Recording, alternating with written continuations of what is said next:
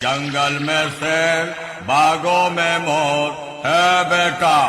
तू नहीं, अपने बाप से जाके पूछ इस मार्केट में है किसका शोर। বয়েজ স্টার ক্লাব প্রেজেন্ট দারুয়া থেকে আগামী 31 অক্টোবর সার্বজনীন শ্রী শ্রী শ্যামা মায়ের পুজোর প্রীতি শুভেচ্ছা ও বুক ভরা ভালোবাসা।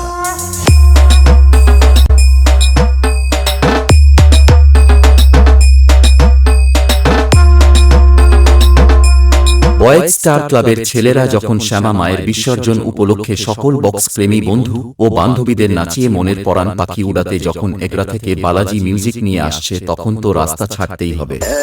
यहाँ का मैं हूँ किंग और मेरे चलते हैं रूल्स और उन रूल्स को अपने हिसाब से बदलता रहता हूँ मैं, तो उन्हें चुपचाप फॉलो करो। कान खोल कर सुन बेटा, ये है बॉयज क्लब। हमको हराना इतना आसान नहीं बेटा। तेरा जितना बजट है उतना हमारा केयरिंग का खर्चा आता है। तो बेटा दुश्मनी अपनी औकात वालों से कर, अपने बाप से नहीं, क्योंकि हम हैं पापान स्टेटस सेंटर। तो जिस जिस इलाके में खड़ा होता है वहाँ सिर्फ मेरा ही नाम चलता है। मेरे बेस और आवाज से हर डीजे वाला जलता है। यह है पापान स्टेटस सेंटर।